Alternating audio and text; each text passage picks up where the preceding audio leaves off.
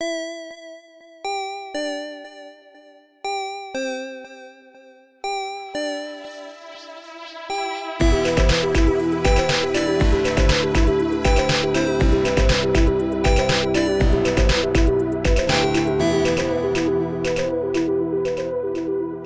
it's actually kind of cool that we're at a place where we can say this to the audience. But so for those of you who get to listen to this on Wednesdays right away, when you post online, beware of spoilers. I actually had someone message me the other day. It was like, oh man, I hadn't got to listen to the episode yet, and I had something spoiled for me. I love the fact that so many of you listen right away on Wednesday and talk to us about it. But if you're on Twitter or Facebook, do be careful for spoilers. So I guess maybe mark them as spoiler, or I don't know. How do you deal with spoilers? You put the spoiler and then you put a bunch of spaces afterwards, and then all of that is written down afterwards is underneath the initial, accurate. It's window, as it were. It's past like the read more line. I see. Spoiler. How many enters do you have to do? That varies. I think it depends on the platform. Okay. And in addition to that, actually, it was brought up the other day, I think, to Tass. Hopefully, if you have listened to the show at this point, you have heard the live shows. If you haven't, and this is completely my fault, because I think early on I was afraid that we would do a live show and things would just go to hell and everybody would die, that we would have a party wipe. And so initially I said, oh yeah, the live shows are not canon. Clearly, they absolutely are at this point. Once we get into the second season, I will probably go back and renumber everything so that you can see where the live shows fall in. But if for some reason you haven't listened to the live shows at this point, you do want to go back because there are characters who are now becoming relevant, who either have a lot of their backstory or were even introduced in the live shows. So I have gone back and changed the episode text on that. But I think in one of the episodes, we even say it right at the beginning, like, hey, this isn't canon. Don't listen to Rev 5 months ago. He's a liar. That guy's an asshole. Listen to Rev now. Yeah. So I think it's time to do the drawing for the fan art contest. Oh, yeah. So again, thank you to everybody who submitted. We got some really wonderful art, including some stuff just last minute. If you submitted something, do make sure to send us your address so that we can send you something, even if you aren't the winner of the hoodie, because we want to make sure that we send something to everybody just to show our appreciation for the time that you took to do this. We love you guys. We do. Thank you so much. All right, so I'm going to draw this one. Josephine Vano. That's the doll. That is the... Calling her the doll lady sounds creepy, but that's the doll lady, right? Yeah, she had painted a doll to look like the Spider Queen. And it's very good. Yeah. And very unsettling, as I think a Spider Queen doll should be. I thought the doll was hauntingly beautiful. Thought it was simple, yet elegant. The new Honda Accord, sponsored by the Critshow. Yet elegant. Sponsored by the Spider Doll. Just crawls over the hood. Thumbs up. So as part of our 6 months today that you're hearing this, we have been out for 6 months. So we asked for suggestions on what we should do for our intro for the 6-month episode. And people started submitting questions. So I've got 6 questions here that we're going to kind of go around the table and answer. Nice. So these are things that listeners wanted to know about. All right, so question number 1. Reveal your favorite moment from the first 6 months of podcasting. Could be story-related or recording production-related. My favorite moment making this show was the time that Rev took me aside and he spanked me. Verbally, of course. I wasn't too sure about this show because I had never done it. It was something new to me. And if anybody who knows me knows that I start something and I usually don't finish it because I'm terrible. Sorry, ex-girlfriends.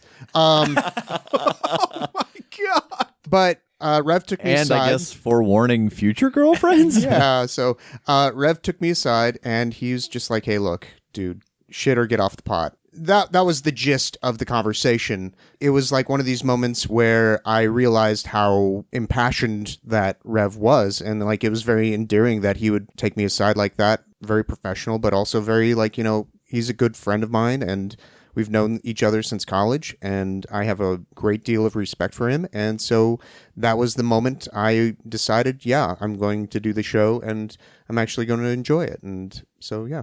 I mean, I guess maybe this isn't a warning to future girlfriends as much as it is like but I'm doing it now. Oh, yeah, that's now fair. I'm doing a thing to completion. So, ladies, I'll do the thing to completion. Can we say completion like 3 more times? Yes, let's go around. Let's harmonize it. Completion. Completion. Completion. I can't. This not is hold that. why we're explicit on iTunes. Oh, God. I sort of have 2. I'm just going to go ahead and do that. I'm going to be that. That's fair. We guy. only have 1. No. I did 1, you do 1. The first one, just because it's so simple, because it was a moment that legitimately took everybody here off guard to the point that we were in tears. And it's the simple moment of Jake pushing TJ off that cliff. Just the genuine surprise and joy we all felt in that instant is my favorite thing. But the thing that has affected me the most is something that you guys haven't heard yet. Up until this point, as much of this nerdy stuff as I do and love to do, I've never game mastered before. So sitting down and getting to present Hero Salad to these guys who I respect so much was so terrifying to me that it opened up this whole new thing inside of me about storytelling. And I'm still riding that high. Like it was such a blast, and it gave me a much broader sense of, what these guys really do when they're creating these stories. Because I have so many. I mean, you guys have seen my room. I just have notebooks on notebooks on notebooks of stories and characters and ideas and worlds and all these things that I build, but I've just never presented them to anyone. So it really meant a lot to me to be able to share that with you guys, and eventually be able to share it with you guys, the audience. Yeah, that was nice. So I think I also have a couple, because they're both kind of small and short, because you hear all of our favorite things that happen like in the show proper. So I want to do a couple of things that don't happen in the show proper. One of them was, I don't even remember, when did we do just the completely arbitrary game where you guys were all like bad guys? That I ran for like an hour or 2, and it was just... Yeah, we were testing new equipment. We were trying to record multi-tracks, and so that's how we did it. It was one of the funnest scenarios I think I've ever played. It was just dumb. And like for as much as we goof around, we take it seriously and we produce a coherent story here, and I'm very proud of that. And it was just a nice change of pace for it to be nonsense. It was. For like a couple hours. Like Rev's character was a Scotsman with a chainsaw for a weapon. And it was just completely wild, and I just couldn't contain it. Like I spent like 10 or 15 minutes trying to contain it, and then I don't remember what the moment was, and I just went, fine, never mind, this is how we're doing this, and it just went completely wild. So that was awesome, and I imagine will never ever be heard. That's just for us. And then another one was in one of the stream games. I have been playing this weird, like, irreverent ninja character who just isn't super invested in what's going on, like, doesn't care about the consequences very much. So at some point we had to, like, sneak in and kill somebody who was posing as the sheriff, and I went around to the back door, and there was a keypad lock, and I used magic to see if I could go back and see somebody enter the code, and I didn't roll it well enough, so it was short duration, so he gave me, like, the first 3 numbers, and then I was like, all right, do you know the 4th number? Because I'm just going to guess it. And he was just like, okay, and he wrote it down on a piece of paper, and I guessed one, he was like, nope, and I guessed another one, he was like, yeah, that's it, all right, you get in, like, just that, okay, you want to do this? That's fair, I guess, it would exist in the world, so let's do this. Is it 1? Nope. Is it 2? Nope. Yeah. I even gave him, I said, I'll give you 3 guesses on this, and that's all you get. You didn't tell Or me something beforehand. like You Oh, were yeah. like, okay, you can guess. And I was like, do you know it? And you wrote it down and you went, all right, go for it. And I said like 9 and you were like, nope. And I was like 3 and you were like, yep. And you held up the piece of paper and then you went, I was only going to give you 3 before things went really bad. So I was like, oh, I'm glad I got it. I think my favorite moment in the story, and this is just us at the table, was the reveal that Ori was feeding the vampire, was feeding Rachel. Oh my God. The shock in the room. And I remember very clearly because I thought, oh man, I'm really trying to hide Ori's involvement, and this is where she would go, and Jake went to check on her. And so I was like, oh, this reveal is coming way earlier than I want. And so when I said it, I remember everybody just leaning back in their chairs and me thrusting my arms up in victory because I was just like, nobody saw it coming. Yes, that's always my goal, is for people not to see things coming. I think that live stream, my favorite moment for me was when we were riding up the cable on a motorcycle with a sidecar on each side, and we knew that we had to hit this part of the bridge, and Jesse, who was playing the wronged, had decided that, like, this is my end. This is how I'm going to go out, because she had rolled a mixed success, and so she was going to take just a ton of damage when she hit this. And I was sitting behind her, and one of my character's moves, someone's taking damage, you can instantly switch places with them. And so at the last second, right before we hit the wall, I grabbed her and swung around and put her behind me so that my character took just the full impact of that hit. And like watching the video back, seeing people go, oh, when that moment happened, yeah. And then production-wise, the moment that I will never forget, the day the podcast launched, I was driving to Terre Haute and seeing the sun shining out my window, driving to Terre Haute at 8 o'clock in the morning, and seeing the episode title and the name of the podcast on my radio was such a surreal thing to see it where I see singers' names and album covers and stuff like that, and to see, the Critshow 01, the Halifax, was a moment that I'll always remember. So question number 2, it seems like this might be pointed at me. Have any of you ripped off a piece of popular media while DMing that you thought none of your players would know, only to be called out about it? I mean, I've certainly ripped stuff off, but I haven't tried to hide it. We use this program called Paragon Chat, which is like the shell of the old game City of Heroes. And so people get on there, they essentially use it as a glorified chat program, but, a lot of role players use it too, so they can run around as their actual avatars or their superheroes. So I had this story arc where I just full-on ripped off Jim Butcher's Dresden Files, in that 3 of the characters got swords made from the nails used in the crucifixion. So they're the Knights of the Sword, and they're the Knights of the Cross, rather. And 100% of the time going, read these books, they're so good, they're so good. So, halfway, kind of. Yeah, I'm kind of with you on there. I've never put anything into a story that I tried to hide that I had stolen, especially the podcast. Monster of the Week is an homage. It is a tongue-in-cheek title because it is intentionally spoofing Buffy and Supernatural and all these things. So we have definitely borrowed from things, but always with a wink. Well, I would say that I don't hide the fact that I reference all sorts of stuff because that's just the way my brain works from doing improv and everything. Like, word association is my bread and butter. So as soon as I hear something, I try and jump on it with something that I have heard throughout the years or whatever. Yeah, I mean, I definitely take things, and I don't admit it from the beginning, but I admit it at the end. Like, I ran a mystery game for you guys for a while, and I am not clever enough to always come up with a mystery. So I just took Peril at End House by Agatha Christie, and I turned it into a game because I knew neither of you had read that book. I remember you asking me, hey, what Agatha Christie books do you know? Yeah. And at the end of it, I was like, yeah, this was Peril at End House. But I didn't want to tell you through the game, just in case you stumbled upon something that said Peril at End House and you remembered it now because that was in your brain. So yeah, I just didn't. I take that plot. I've done, actually, for that dumb game that I liked a lot, I was like, okay, I'm using an episode of Psych for this. I'm using the plot from an episode of Psych. Which I've never actually ever seen an episode of Psych. Been told many times that I should watch it. I'm glad I didn't. It's tremendous, though. You should watch it. It's one of my favorite shows. That's what I hear. Number 3, what is one thing your character can do that you wish you could do? Deal with spiders at all. I had to make a fundamental choice when the Elnor arc started, and you said spider people started spilling in, where I had to go, I'm either going to be true to life, and I am literally useless for the entire story arc. I'm just going to lay down. Yep. Or I'm scared of them, but I'm ready to shoot them. So you saw the best version of Tass in that arc, because there ain't a chance in hell. I wish that I could teleport anywhere that I'd been before. Yeah. Boy, how handy that would be. And I tend to be late for things anyway. So just to be sitting on the couch and look at the clock and be like, oh no, I've got to be there in 15 minutes and it's a 20-minute drive.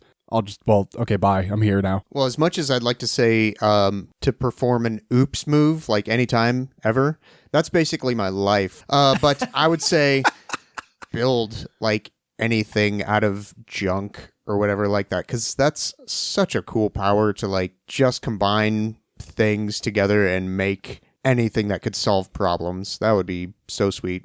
Yeah. I think just be able to perform magic, the thought of having a circle in my house somewhere that I could go to and be like, oh, I'm going to summon someone or see a moment in the past, or just that ability to kind of explore other places without necessarily exposing the people around you to that danger would be really interesting. Favorite moment from a different RPG that you've played? I have two. One is a out-of-character moment, one is in-character, and they both actually come from Jake's game. So we ran a game before we started this podcast, and it's actually part of what inspired us to do this, and it was about a pair of private eyes, Tass and Jake would run these mysteries for us. You know, I don't think you can really escape the trope of Holmes and Watson, and so I had made an investigator who was very, very intelligent-focused, and I took a bunch of feats that made it so that my intimidation was all intelligence-based, like anything I could get was intelligence-based. And then Tass was kind of the muscle, and he was also just the see things as they are, as opposed to breaking it down in a kind of a mental plane of, oh, this caused this and this caused this. But we had taken a long break from it, and we'd stopped in the middle of a story, and the story had stopped with us fighting a guy in the second floor of a house. And Tass and this guy were grappling, and he was starting to force Tass out the window. And we came back to the game. It was like, okay, Rev, it's your turn. What do you want to do? And my character's name was Rainer Faraday. And I went, so he's like leaning kind of over the window. Jake was like, yeah. I said, okay, I'm going to drop kick him out the window. And Jake just kind of looked at me and he goes, okay, roll it. And I rolled it. And then after I rolled it, he's like, yeah, the guy tumbles out the window and hits the ground. And I just kind of paused and I go, I don't remember how to play this character. Because that was like the most un-Rainer-like thing. Yeah. Just drop kick this guy out the window. I don't remember how to play this character. And then my favorite moment in character, again, was from that same story, but there was this guy, he essentially was kind of like a Bruce Wayne, that his parents had been killed, and he was going after the people that were involved in that. And from the first moment that we met him, my character was very much like, this isn't okay. It doesn't matter why you kill someone. It's not okay. It doesn't matter if they've killed somebody, you know, you're no better than they are. And so it was always this thing of, we have to catch this guy and he's going to pay. So he gets arrested, and we find out that we actually have to break him out to get help getting into a place. And so we break him out, and he helps us get to kind of the ultimate bad guy of the story. And this lady is untouchable. Politically, socially, there's no way she's going to pay for these crimes. And this character that we had broken out essentially had her, you know, a knife to her neck and was like, you know, come on, stop me. And my character kind of sat there for a minute and just turned around and walked out. And he's like, what happened to, you know, it has to be justice, and, you know, no one dies and blah, blah, blah. And my character stopped and said, you've opened my eyes. I've come to realize that some people the law can't reach. And if she does not see justice by your hands, she never will. And he just walked out because he just was like, you have changed the logic with which I see the world, because he was entirely logic-based. He very little emotion in. This guy showing him how part of the world actually works changed him, and I thought that was a really enjoyable moment for me. Yeah, that was a powerful moment. When I play any of these games, especially mysteries, I just am in the weeds a lot because I'm just not very smart. So I don't have a lot of great ideas to how to fix things. But it was actually that same game where we were the duo where I had one moment that I was truly proud of, because it was that moment where we had to break that guy, the hangman, out of jail again. And we came up with this whole thing about how we're going to sneak me in, and one of us would be invisible and opening the door and getting in, and then, you know, make this diversion to get out, and on and on and on. And it was go time. Like, potions had been taken. We have like only a few minutes to pull this off. And I had a thought too late to really do anything about it, where I went, oh my God, this fixes so many things, but there's no time. So I asked Jake if I could pickpocket Rainer, my own buddy. He's like, yeah, I guess. And so it was a kind of the Pathfinder equivalent of a mixed success. He's like, you can do it, but you think he's going to feel it? And I'm like, oh, that's fine. He's just going to have to feel an invisible hand in his pocket for a second. And so we get in, and I sneak my invisible self into this room with the cell with the guy that we're supposed to break out. And that's when I mentioned to them, make them realize that what I had pickpocketed was Rainer has a portable hole. It was just it's like this, you know, vacuum space magical thing. And so instead of doing this whole big chase that we were going to have to do, I just opened this up and say, jump in, dude, and folded him up and walked out of the place. It's like, thank you. Give me this one moment. Thank you, Christ. So I'm pretty proud of that. I really like that. My favorite player moment was in a game that we were all players in, actually, and a friend of ours ran it. It was a Pathfinder game. It was Curse of the Crimson Throne. And trying not to spoil it in case anybody ever plays that one, but I was playing a halfling gunslinger who's like my favorite character I've ever played, because it was one of those things where you kind of started out as a goof to me. Like I was just like a tiny man with a gun who thinks he's a cowboy. That's funny to me. And then became a very serious and like meaningful character to me. Toward the end of the game, it got harder and harder to get all of us together in the same room to finish this out. And that was okay. We would still play with less people. So it was 3 of us that day. It was me and then Rev, who was playing an oracle, who was like our healer and our moral compass, and then our friend Lucas, who was playing a sorcerer. And we had a few things we needed to accomplish. You know, like we had basically a checklist of big things we needed to take care of before we could kind of move on the final bad guy. And for some ungodly reason, they were kind of letting me call the shots that day. And so I came up with one plan that was really funny to me, and I thought had a pretty good chance of working anyway, but mostly I was just like, this is going to be hilarious. I love it. And it got one of them killed. It got Lucas killed. And that was like a huge character shift for me. But like at that level in the game, you can revive people. And like we had taken lots of precautions to just be able to do that. So we went back and we brought Lucas's character back from the dead. But that was like a hard shift for me. Like I was like, okay, I just did a thing on a whim and it got this dude killed. And thankfully we can undo that. But holy shit. So then the next plan we had, like we had to fight a dragon and its rider. And so we were like, okay, we're going to an abandoned part of town. We're going to pick a building. I'm going to get on the roof with my rifle and like, you know, pick at it as it comes in. And then once it gets there, they'll come out and they'll start blasting it with magic. And it used a move on Kester, one of those, just a death move. 2 saves. They're both easy to make. But if you don't, you just die. And he just died. Again, that was twice in a day that somebody had died on my watch. And I was like, gone. I was just dead inside. Lucas's character was like, we need to get the hell out of here. And I was like, this is not going to happen for nothing. I was like, you take his body back. I'm staying here. And Lucas was like, I'm dimension dooring us out of here, but technically you get a save against this. So I rolled and I made that save and I just like waved goodbye as he tried to take me with him and failed. And like I ran to a point where I was at a low level where it had to come down to fight me. And so it landed and its rider dismounted. So I just stood with my back against the wall and round after round, the dragon attacked me. The rider attacked me. I spit in her face and I shot the dragon. And then the dragon died. And then I just started shooting her and it was just 1 for 1. I was just getting the shit kicked out of me, but I was determined whether I died or not to kill these people too. And I killed the dragon and I subdued the rider. And like, that was the best thing I've ever accomplished as a player. That was my like holy grail moment, I think, of just, oh yeah, super badass and all by myself. So, I was getting back into playing RPGs, especially with Rev and meeting Jake actually kind of for the first time, playing Earth Dawn again. My favorite moment was when we were playing this, and I played a sprite or what? Windling. A windling. A windling. That's what they are. So they're like slightly bigger than 2 feet, and they kind of have wings, like, you know, fairies or whatever. And so I was part of this crew, and we had gotten boarded on our little, it's like a cargo boat or whatever, and I had to hide. And so the thing that this boat carried was barrels and barrels of pickles.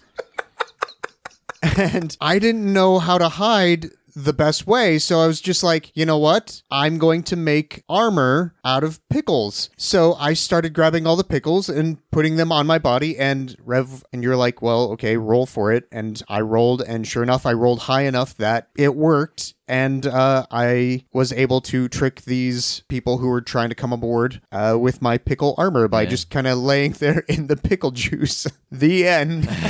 God. Well, and then the very next step was all of us trying to convince these guys that we're like here to help. Like we're so skilled. Let us be on your squad. And they're like, prove it.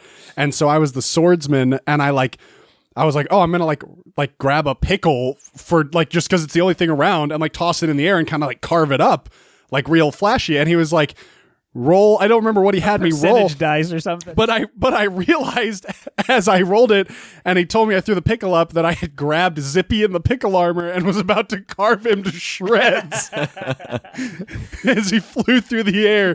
And then somehow let me roll to realize what I had just done and not murder him.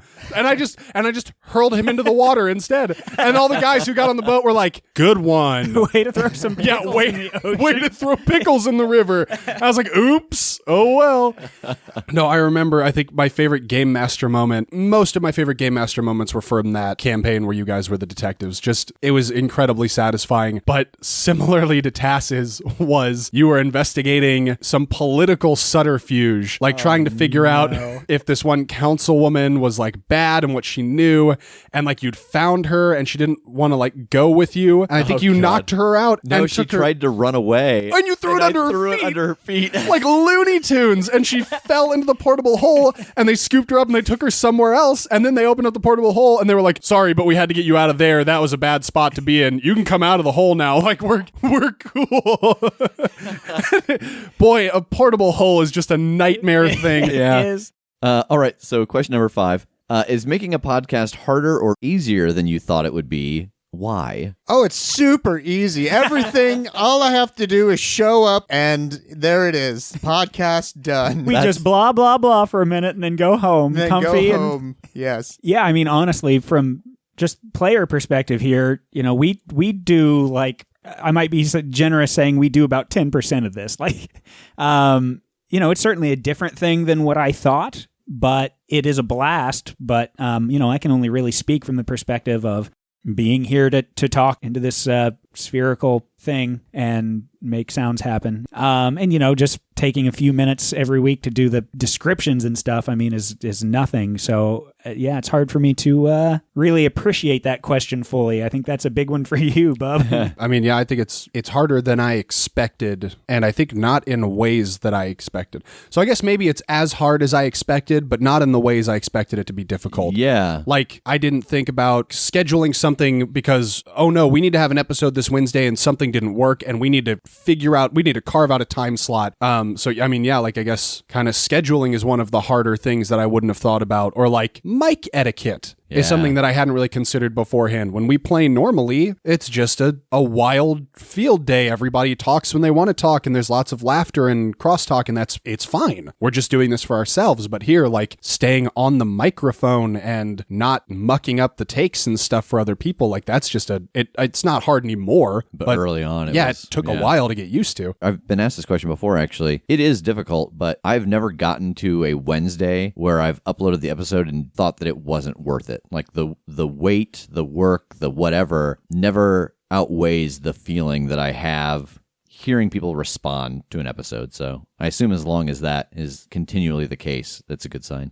And last question, what is one failed role you would take back if you could? I personally wouldn't want to change it, but I know in-game Tass would, is, of course, Dr. White getting killed, and just that failed attempt at getting the monster's attention got him killed. And, that's, I think, the biggest regret from that whole stretch of mistakes that were made, but it's made such a good story. So, Of course, I wouldn't change that for the world. I don't imagine there are any failures I, as a player, want to change because it's taken us where it's taken us and I love it. Yeah. So like the failures are what make it interesting. Yeah. But yeah, I mean, I guess maybe in game, like as the character failing to realize that he was about to detonate and get everybody out of there. So that's probably the biggest one. I agree. All of that watching people fail is only just human nature.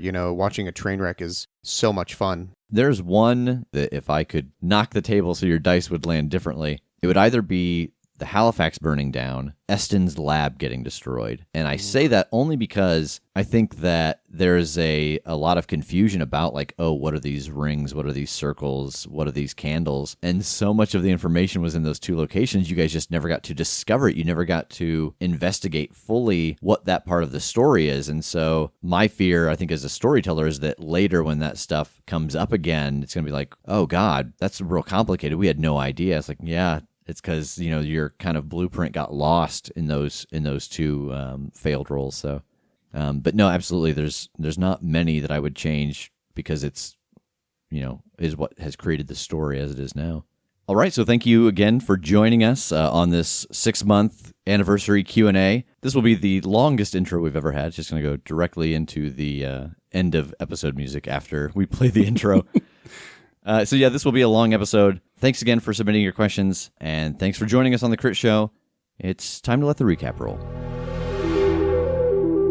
You open the door, and you can see the sheet that he is covered in, and there's a tag at the end of the metal tray. that says T all good. We're going to get him back, though. I talked to the defender, and he said that he hasn't passed on. I need to find some equipment and then get to the gravesite so we can pick up the trail. You notice a dollar bill sticking out from underneath some of the rubble from the broken tombstone. Well, I think this is the best bet we've got. And so he takes the dollar bill and he puts it into the circle and he closes his hands. Energy starts to radiate from his fingertips and he spreads his hands across and smoke fills the circle. And you see the face of Damien O'Doyle standing inside of the summoning circle. Son of a bitch. Did you collect his soul? I did. I don't have him anymore. I traded it. Where can I find my friend's soul now? Oh, that's information, and you guys already owe me one. So maybe we cash out on that before we go making a second bargain. How do I fulfill my end of our bargain? I need you guys to pull off a little heist. Yes. Yes. Well, I gotta ask, have you guys ever done any B&E before? Breaking and entering? Oh, well, this is yes. gonna be a little more tricky than your average B&E because the thing about Strom is she can see the future. Well, that's pretty much our luck in most endeavors, so... Yeah, so how does she do that exactly? Well, she's got a magic necklace that lets her see the future. Like 24 hours at a time? Okay, let's parcel this up, I think, one problem at a time, yeah? Sure. So, like I said before, she deals with artifacts and information, and she trades one for the other, and vice versa. So her place is filled with just lots of valuable things, but that also means that it's filled with a lot of defenses. So let's go through floor by floor.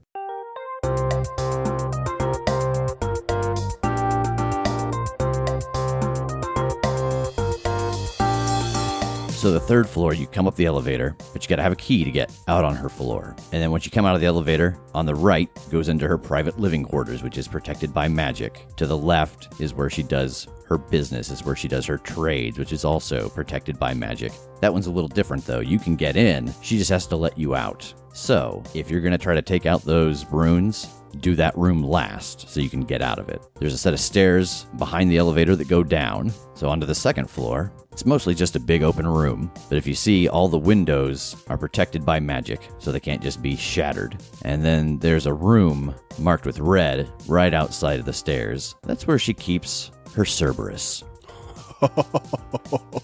Did you say a Cerberus? I did. I'm making notes and I add like lots of stakes, question mark? To get down the stairs on the second floor, that door is blocked by some technology. It's a keypad. There's a code somewhere that she types in to get down. And then at the bottom of those stairs that lets you onto the first floor, there's a magic barrier which checks for her DNA. On the first floor, you'll see the red lines that make a perimeter. It's a suit of armor that she has that patrols the room night and day, just back and forth. And then inside this room, there's a lot of stuff. But what we need is inside of the safe inside of that room. Luckily, that one's just the same keypad number. What I need is in there, highlighted in pink. It's a necklace, 5 gems on it. The one in the center is twice as big as the other 4, and it's red.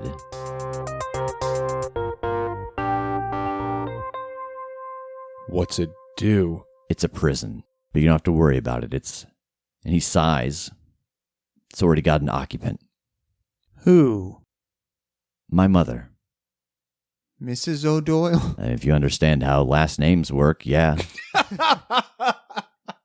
And then there's another door protected by magic. I'm not quite sure what that one is. That's where she keeps her really rare stuff, but that's not what I need, so. Is there a skylight? No. Okay. But there are windows on that top floor. Like we could get through those windows? Yeah. Does she ever leave? Oh, yeah. Do you know what kind of things she leaves for? And she leaves to meet people about business deals. She goes to social events. She's very much active in the town and the society, in both the richer part of the society and the occult part of the society. Does she ever let people in that she's not negotiating a trade with? Oh, yeah. She has, when she has these galas, there are people that she's not necessarily trading with. All right. Well, so it seems like we have a couple ways to get into that top floor. We'd need a key card if we wanted to take the elevator, or a way for you to trick it, TJ. Either you build a fake key card thing, or somehow we've got to swipe hers somewhere along the way. Her being able to see the future, that seems really difficult. How far into the future can she see? 24 hours. Oh, okay. There's got to be a way to erase her memory of the next 24 hours. Proactively? Like before the 24 hours happen? Well, heck, during the 24 hours, it doesn't matter. I could probably hypnotize her into forgetting all of the things she's seen in her necklace throughout the day. I mean, Would you hypnotize her from her seeing that you've hypnotized her? How are you making that first step? shut up. All right? Okay, Shut good, up. Good. Let's come up with a plan as if it weren't against someone who could see the future. And then let's figure some shit out about how exactly she sees the future and revisit the plan. Okay. I think we could go through the elevator. We could break through a window. Or if she has gatherings and there's one coming up, we might just be able to sneak in Right. through that. I don't love that one because then there's just a whole lot of people that could see us doing what we're going to do that we have to contend with. You know, the good news is the Cerberus probably wouldn't be loose, and that would eliminate that obstacle. Not And- necessarily. I mean, It roams the party. It's a centerpiece. Oh, Like so I it's said- not just a beast. Like, it's cool with other people if it knows to be cool with other people. It seems that way. Huh. Okay. So we might not need to, like, fight this thing. We might be able to just woo this dog somehow. If it can be wooed and can be happy with people, we just need to figure out how to be the people it's happy with. That's interesting. Let's say that we take the elevator, though. Let's say that you make a gizmo that can function as the key card that gets up to her floor, right? So we get up there. There are the 4 runes that we need to scratch out. 3 of them are behind 2 magic doors. So we have to get through the magic door into her living quarters. Do you know how to get through a magic door? not really, but I could probably get through a wall. The magic doors probably cover the walls. We probably couldn't just bust through them. Yeah, or else I don't think anybody would use magic words on doors probably. Yeah. If you could just kick the wall in. Think of it like having a safe door. Like the safe door is no good if it's on drywall. Yeah. One of the things I've noticed about this particular blueprint is that those runes are inside of rooms that have fixtures like toilets and sinks. And I'm wondering if there's a way in through there. Oh, man. We go in through the plumbing. Yeah. We get real tiny, and we go on a borrower's quest through the plumbing and out of the toilet. I mean, we shrunk down a 25-foot thing, no problem. That's a good point. And heck, even an air vent, because we can go in from the top, because a lot of air vents are vented out through the roof. I need to find a taller building near this one that I can see the roof from. Or we could just rent a helicopter. I'm going to Google helicopter tours. Do we have any friends in news agencies? Why? Because news helicopters are all up in the city. Just get a really good pilot, a daring pilot to fly us in and get out. Ocean's 11 made it look hard. It's not hard. I mean, Heists are easy, especially against magi. easy peasy. I don't know why it's so hard. We just have to research the time-seeing necklace. We can't accommodate for all of these possibilities if we don't know what she's going to see and how. So, Damien, what do you know about the necklace? I got the name. It's called the Necklace of the North Wind. Okay. And I mean, while we're at it, let's check out the Cerberus, see how one of those things works, how it's been dealt with. What else is in here that we might have to deal with? That suit of armor that walks around. Okay. Figure out how that thing works. Rev, do you know anything about any of those? You're scholarly. You're well-read. What were they? Again, I kind of drifted off during that. You guys have been planning this for a long time. Sorry. You see he's got Sudoku up on his phone. The Necklace of the 4 Winds, the suit of armor that is animated, and the dog, the 3-headed dog. I do actually know about the Cerberus. Oh, okay. Well, that'll save us a step. Break him down for me. His name is Hercules. Oh, is he like a unique? Is there only one 3-headed dog? No, I just, I traded it to her. What? What? That was the lore rule that I got that I had a hand in Ooh. dealing with it before. Oh, nice. Yeah, she provided me the materials to make my ring in the middle of the room there. You know, it's really hard to get all of those components. And I had heard about her, and I had found this on one of my outings and wasn't sure what to do with it, and she was willing to take it off of my hands. What do we need to know about him? It's mean, but I know that it's weak to scent. Like if you could make yourself smell like someone that it's supposed to be okay with, you might be able to fool it. And it's nocturnal. Okay, well, that's one piece of research I guess we don't have to do at the moment. Well, it seems like you guys got this pretty well in hand. I got a couple things I got to do, so hasta luego. Okay. Yeah, I mean, we're going to buckle in for some research, so I guess we'll just call you when we need your help again. Do I call you? He pulls his wallet out and takes out a card with a phone number on it and hands it to you. That's remarkably professional. And as he has his wallet out, he actually goes over to the summoning circle and picks up the dollar bill and puts it back in his wallet and puts it in his pocket. Yeah, make sure you call me. If things go weird, make sure you call me as soon as you get it. Okay. And he walks out the door, oddly enough, which I don't think you've ever seen. Look out the window and you see he snaps his fingers and the car appears and he climbs in and drives away. Which one are you doing first, TJ? I'm going to look up the Necklace of the North Wind first. Okay. Roll Investigate a Mystery. 11. All right. You get a hold, too. What can it do? So the Necklace of the North Wind allows the wearer to activate it once a day, and it gives them a vision of their next 24 hours. And what they see is essentially like they were looking through their own eyes. So they see their field of vision. Okay. Well, that helps out a lot. I guess what is being concealed here about the Necklace of the North Wind? So the necklace gives you a vision of the day, but if, say, she sees something bad happens that day and acts to avoid it or change it, the rest of that vision is essentially void because the world's now different. Different choices were made, butterfly effect kind of thing. So if you can get her to act differently than she acted in her vision, somehow surprise her with something or do something that she'd actively take steps to avoid, she won't have the benefit of an accurate future sight after that for the rest of the day. Okay, well then I guess I will go ahead and start my research on the Gollum Knight now that I know all this crazy stuff about the Necklace of the North Wind. All right. 8. You get a hold 1. What sort of creature is it? It is not a golem. You do know that for a fact. It is actually a suit of magical armor. It is an artifact that she has found. And while you cannot see anything inside of it, it's animated. And you don't think the pieces need to be connected to still be animated. Oh, I see. Okay, so we know that with the knight, we don't dismantle it. We either avoid it outright or we stop it somehow. We like trap it or bind it up or something. Sure. And the necklace, so we just need to stay out of her sight. Mm-hmm. We need to pull the heist off perfectly. And if we didn't, then we're going to know it. If we didn't, then she will have taken precautions to stop us from doing what we plan to do. So kind of like the first thing we get to that doesn't go how we want it to go is when we realize that we failed this heist and she knows we're coming. Right. Well, then we need to not fail the heist, I guess. Mm-hmm. Okay. Yep.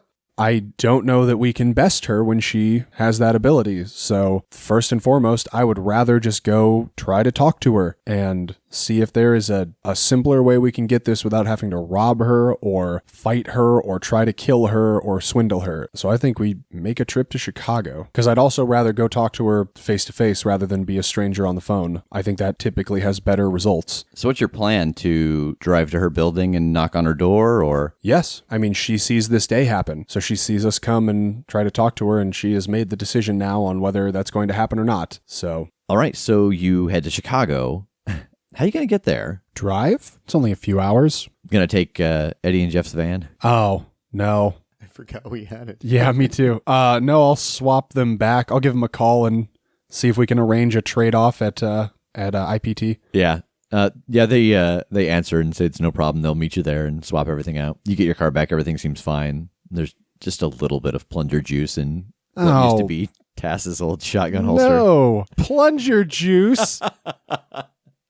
Yeah, so you guys arrive outside of the building that she lives on the top 3 floors of, and you park and you go inside, and there's a doorman. Hi, we are here to see Miss Strom. Oh, is she expecting you? She should be. All right, let me check.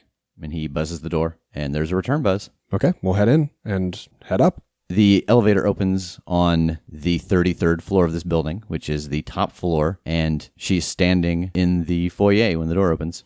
Hi, Miss Strom, how are you? Good, how are you? I'm good. It's my understanding that you kind of just know what's about to happen, right? To an extent, yes. Okay. Well, if that's the case, do you happen to know who we are? Yes, but I find it rude to not let people introduce themselves. Oh, Yeah. Fair enough. I'm Tej, and this is Jake. Yes, I've seen you on television. Oh, yeah? What'd you think? Do I cut a good silhouette? You do. Thank you. And I can tell by your aura that it's not bullshit. Oh, neat. Thank you. I am glad when people don't think that I'm a fraud. So, yeah, just for the sake of it, I know you know what's about to happen, but it'll make me feel better if we can just talk like normal. One of our friends died. One of the members of my team died. He's incredibly gifted. There are bad things happening in the world. You're part of this world, you know. There are greater powers, and some of them are bad, and we were working against one of them in particular. From my understanding, and again, you know, I talked to a god, a really, really important one, that very bad things are going to happen to all of existence if we don't pull it off. But we can't pull it off without this friend. In order to get him back, we have to cut a deal with the person who took his soul, and the thing that he wants is that necklace that you have that has somebody trapped in it, in the big red gem in the middle, I guess. And she smiles when you say that, like something's dawning on her. I don't want to try to fight you. I'm tired of having enemies. You're just a person who deals in things, and you are 100% fine by my book. You're incredibly polite. I like you. Is there any way we can get that necklace? What do we need to do for you? What do we need to buy off of you or pay you? I don't care. You know, I'm on your side, and I want to be on your side. I just need that thing. I assume that you know that what I trade in is items and information. And yes, I do have something that Damien wants, and I knew that he would not ask me for it directly because I know how badly he wants it, but he did not know where it was until recently. That was a closely guarded secret. And do you know how he found out its location? I don't. He traded me your friend's soul for that information. I am just seeing red. Like, I am just furious. So yes, I will absolutely make a barter with you. I can give you back the soul of your friend if you help me ensnare Damien O'Doyle. I mean, to be fair, your friend's soul wasn't worth that price. He actually gave me 3. You know who the other 2 are? Yes. Do they matter to me? Most likely. Will you tell me whose they are? I think you know what my currency is. If you're giving away knowledge for free, you're a fool. How do you want us to ensnare Damien? I have a number of different items that could capture him inside, set up a ring perhaps, or stab him with a dagger that I have that will draw the energy of his being into the gem at the end. You could trick him into drinking something. It really depends on what you think you could do. Why do you want his soul? Well, Damien has been a thorn in my side for a long time, and he's most persistent about freeing his mother from that gem. And your friend's soul means nothing to me. It was part of the package, and I'm willing to trade that to be rid of the annoyance of Damien O'Doyle. Can we have a sidebar? Sure. Thank you. I pulled TJ aside. Yeah.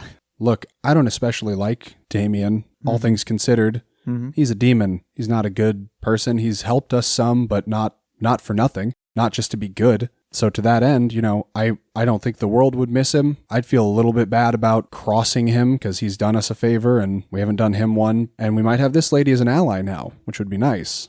On the other hand, either way, we're making an enemy out of this now. You know, my whole goal was just to not make a new enemy out of this, and either way, we're going to. So, well, I hate to say the old argument of the devil you know is better than the devil you don't, but the devil we know is the devil. The devil we know is a demon, so, I think I might have an idea, maybe? Do you want to run it by me? Maybe if we can get her to give us the necklace so we can get close enough to Damien to stab him. Okay. Yeah, I mean, that's possible. I don't think she'd give us the necklace for that, though, because then we could just give it to Damien and... Yes, but then your friend's soul wouldn't be free. Yeah. She yells from the corner. Oh, yeah. I was going to say that. You came back and asked me that earlier. The wager from my side, you still don't get what you want. It'd be foolish to help him behind my back. In fact, I'd probably crush the gem that your friend's soul is in just out of spite. I give a thumbs up down the hall and re-huddle. Okay. So apparently she knows what we're talking about. Well, or I mean, at least anything we clarified with her. Yeah, I don't know. Somehow she seems more dangerous. All magic users seem more dangerous because we just don't understand their motives and everything. She might be pretty cool. Oh, man. I know he's a demon. It's hard for me to betray this dude. Like, oh, I think I'm gonna, though. It's definitely not for me. Okay. I know where my priorities lie. Okay. All right. Go back over to her. Okay, let's brainstorm how we're going to trick Damien and decide what we need to do it. Mm-hmm. We're not good liars. We're not going to be able to lie to Damien to get him to do anything or get him close enough that we can do anything. We're not going to get him to drink something like she suggested because we just won't be able to convince him to do shit. Except for a Slurpee, maybe, or an Icy or whatever. Oh, shit. Okay, that's not bad. If we present it like as a tongue-in-cheek to victory and a toast of ices for all of us, we might get him to drink something. That's the only thing I could think that he'd have any reason to not be like, why are they trying to get me to drink this? That's the one thing that he'd be like, oh, haha, I'm familiar with this. Yeah, I'll play along with this one. Any weapon is an option. I don't know that I can best Damien, but the thing I do the best is fight. So that's something. I could stab him with something. I could ensnare him with something. If we can have the necklace that he wants and just give it to him, that'll get us close enough to him to stick him with something or throw a trap over him. I'm thinking we should just play to our strengths and just stab the out of him. Wow, this is very Julius Caesar, huh? Okay, if there's a knife that can trap his essence or something, if we can borrow the necklace he wants, just go, here it is, hand it to him, stab, get him, take the necklace back, come back to you, collect our friend. She pulls them both out of her pocket. You are just wild. The necklace and the knife? Yes. Oh, God. I'm so glad I didn't. I'm so glad I decided to come speak to you instead. Okay, I'll take them. All right. And I put them in my little pocket dimension. As you open your pocket dimension, which you have not done since leaving Elnor, a bow comes out with 5 arrows on the quiver. You realize it's Fox's bow, that you never gave it back to her. Oh, oops. Oh, what's this? This is a bow from an alternate plane inhabited by magic nymphs. Hey, I have a thought about a different deal. What are you doing, Jake? Do you want a magic bow from a magic plane in exchange for the souls? I would need time to inspect it first to see exactly what it is. I've never seen something quite so bright. What do you mean bright? The aura on it. Like it's super holy or just hella magic? The latter. Yeah. Can we stay with you while you do that? No offense, I just don't know you that well. I'd hate to get Yes, of course. screwed. I have a special waiting room as people wait to do bargains with me. And she gestures towards the door to the left. Now, is that the one that's going to trap me in there until you say I can come out? Yes. I don't love that. Can we just wait here in the foyer? Well, hand me my items back. Yes, I'll hand her items back. She puts them back in her pocket, and she takes the bow, and she leaves. And she comes back. Yes, I believe this will do. And this was for the 3 souls, right? Oh, no, I don't believe I could do that. It will take me quite a while to find a replacement. I would hate to have to replace all 3. Do you have something else to offer? Couple of the arrows. I think the arrows are part of it. Oh, they're the most magical part. They're certainly a part of it. If we give you the bow and trap Damien, is it worth all 3 souls? Yes, I do believe it is. What do you think, TJ? Is it worth still trying to cross Damien to get these 2 mystery folk? Or do we just get Tass back? Yeah, it's worth it. Okay. Well, can I have the necklace and the knife back again, please? Yes, of course. And then can we also have the bow and arrow back again, please? No, I think I'll keep this for safekeeping. I mean, you are walking away with 2 of my items. I don't think that's unreasonable. Okay. If by chance we fail to get Damien, is the bow for our friend still a trade? Yes. Okay. Well, TJ, let's go stab an ally. Tass, you have felt this warmth wash over you as Damien takes your hand, and you can very vaguely still see the graveyard around you, and he looks around. I don't got a lot of time here. Actually, neither of us do. Hey, I don't suppose you want to make a wager? What? Do you want to, I don't know, maybe bet something? What the hell are you talking about? I'm dead. Yeah, that's true, and you're dead now, so you're a soul, so whoever gets your soul first gets it, unless, of course, it belongs to someone else, like if you lose it in a wager. And he just kind of tilts his head Stewie style at you. Oh. Because I'm sure there is always someone around who's coming quickly to collect souls, especially if it's one they might care about destroying or turning. Okay. Yeah. Yeah. Damien. Uh-huh. I would like to make a bet with you. I bet that I can win at 1 match of rock, paper, scissors. And if you win, you get my soul. If I win, I want the title to your car. You know what? I like that. That's a good bet. Okay. I am going to rock your world. Great. 1, 2, 3, shoot. And I roll rock. He throws paper. Oh, no. All right, looks like you've lost. And he starts to reach into his wallet, and he pulls out a $1 bill. And he takes the keys from his pocket, and he slices his thumb. and he presses his thumb against the dollar bill. So, as the laws go, that means that your soul now officially belongs to me, so that if anyone else was coming to collect it, well, they're just shit out of luck. And he kneels down and holds his hand out to you again. And when you take his hand, you feel your soul leave your body. And for a moment, you can see out of his eyes. And he says, normally you're supposed to leave a silver dollar on each eye for the dead, but this dollar's all I got, so I guess I'll have to do. And he drops it on the ground near your body. And then you are somewhere else. It's very disorienting because for a moment you were sharing his senses. You could feel what he was feeling. You could smell and hear what he was smelling and hearing. And now you're kind of yourself again.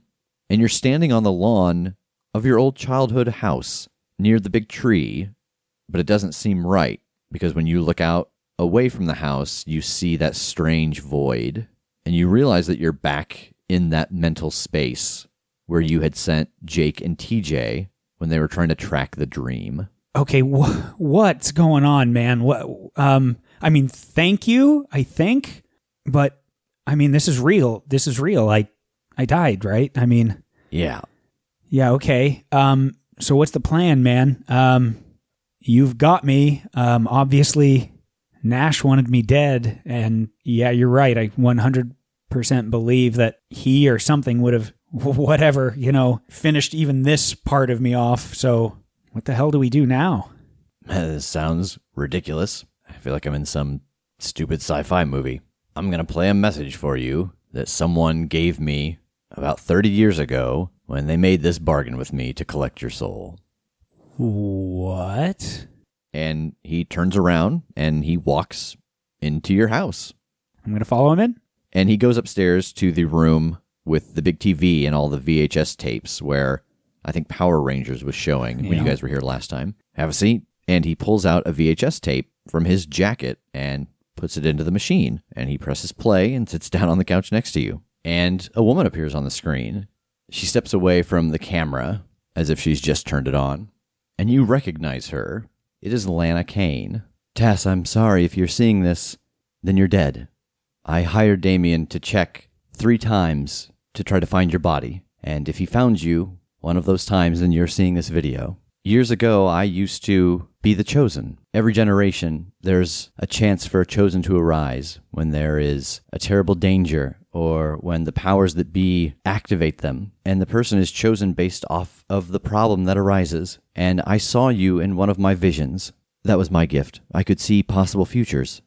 You are not the Chosen of your generation, but you do contain the seed. Anyone who is a Chosen has something extra inside of them. A gem, a crystal, it's blue, that allows them to hold the spirit of someone else, someone that can grant them information or give them power, and you have one of these inside of you. Grigori does not want you dead because you've upset him. Grigori wants you dead because he's going to try to bring you back as the Chosen.